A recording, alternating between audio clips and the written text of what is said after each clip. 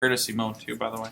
So to find the derivative of y arcsecant of x, we're going to do like we've done the other two examples. And so the first step is I'm going to do the composite function. So I'm going to take the secant of y and then take the secant of arcsecant of x. Now, cosecant and arcsecant are inverses of each other. They undo each other, and I'm just left with x over here. So then the relationship becomes secant of y equals x. Now, this is important. We found in all of our other examples that we usually at the end will do something with this, okay? Usually. So now I want to take the derivative implicitly, so I'm going to say d dx of everything. So when I do that, we know, or we should know off the top of our head, that the derivative of secant is actually secant tangent. Now, because I am taking the derivative with respect of x of a function of y, I have to tack on dy dx at the end. Now this, the derivative of x is just what? 1. All right. So then dy dx is equal to 1 over secant of y tangent of y. Well, now in the past we've been very lucky. We've just taken whatever this is, right, and plugged in whatever the right-hand side of the equal sign is, which has usually been x. Can't do that this time because of the whole this tangent thing. Tangent is not cooperating with our plans. So is that SEC or SCC? SEC. It's secant. It's okay. So now what do I do? Well, what I want to use this. So who remembers what secant is? What's another? 1 over what? 1 over cosine. What's another way I could write tangent? Secant or sine over cosine. So cosine of y is the same as 1 over secant of y, and I could say secant of y is 1 over cosine, right? That's one relationship. And then the other thing is that tangent of y is the same as sine of y over cosine of y. So I already know the answer, and I want to ask you guys, what would be nice? I could replace this with an x, but I got to rewrite tangent somehow, some way to use secant. So how do I do that? I'll give you a clue. Think of something that has sine and cosine in it. Some sort of identity. We use it a lot. Well, we're going to make it tangent at some point in time. What identities do we use on the other two examples? Pythagorean one, right? So if I say sine of theta plus cosine of theta, both of those squared, equals 1. How do I make, what do I do to make sine squared of theta equal tangent squared of theta? Well, I divide both sides by well, actually, out to follow the rules of algebra, I have to do it to every term. So if I divide everything by cosecant, or not cosecant, cosine of theta squared, this becomes tangent.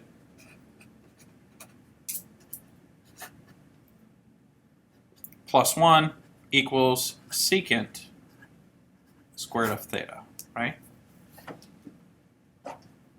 That's no accident. Okay?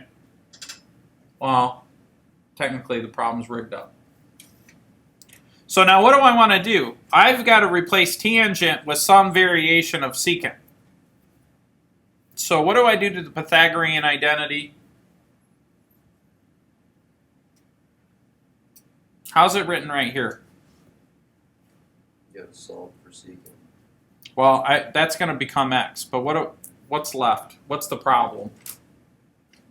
Tangent is the problem.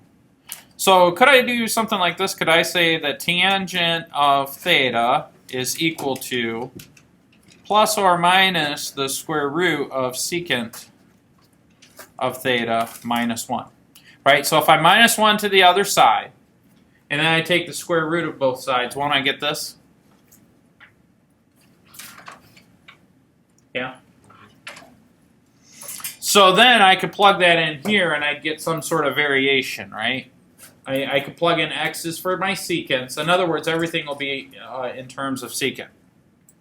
So let's rewrite that. So what I've discovered is that tangent of y, dy dx, is 1 over secant of y can be replaced with what? X. Right? Because they mean the same thing. Now, tangent of y could be replaced with plus or minus the square root of secant of y squared minus 1. Right? I'm going kind of slow because I don't want to skip too many steps and have you guys confused. Is everybody good to this point? Now, what I'll do in the next line is I'm going to toss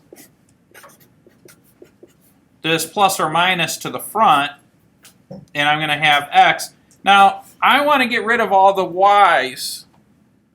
What is secant of y, really? It's x, isn't it? Yeah. So couldn't I say x squared minus 1?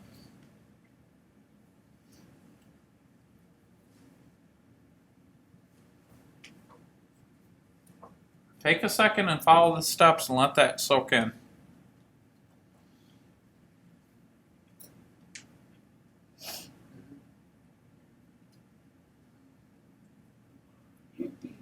Okay, good. Yeah. So, to recap, here's what we did. We started with the original function y is equal to secant inverse of x. Then we said that dy dx of this function is actually plus or minus 1 over x square root of x. Oh, it's minus 1, not plus 1, minus 1. Right? But now I've got this plus or minus sign in the front. Now here's the interesting thing. This plus or minus business, if I graph the original function, always yields a positive number. Okay? If you're curious about that proof, it's in your textbook, you can look at it, but really they just look at the graph. It always yields a positive number. How can I guarantee that this always yields a positive number? X has to be greater than This will always be positive. And then when you square this x value, that will be positive as well. Okay? So that's the derivative of arcsecant of x. Now the reason I went through all that is because that's what example number 3 wants us to do. Example number 3 wants us to take d dx of arcsecant of 5x to the 4th. And so to generalize this, I could think of this in terms of u substitution. So if I say y equals arcsecant of u, then du dx, or I'm sorry, dy dx is equal to 1 over the absolute value of x times the square root of x, or actually u, because we're going to plug a u in there, minus 1. And then because we have to do some u substitution, we tack on du dx. Okay?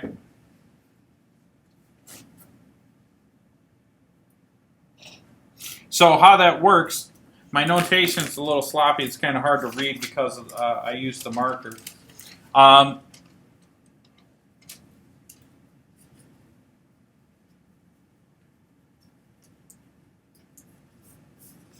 What I would do is I would simply say that this is equal to 1 over, what's u? 5x to the 4th times the square root of 5x to the 4th squared minus 1. And then I've got to tack on the derivative, which is 20x to the 3rd. Is that right?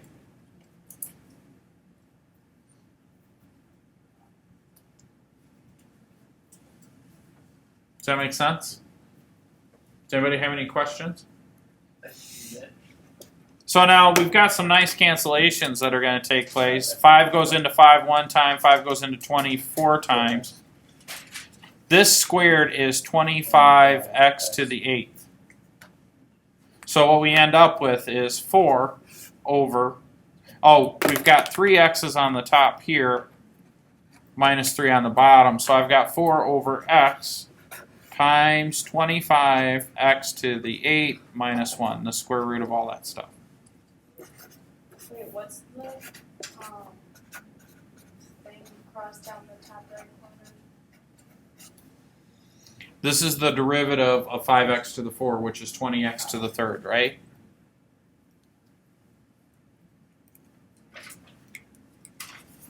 Does that make sense? Now, ultimately, what we're going to do is I'm going to give you guys a quiz on this. Ultimately, you're going to memorize these relationships. You won't derive those every time. It's much quicker on the test to just memorize those. And like I said, I've got Quizlet flashcards already made with those derivatives.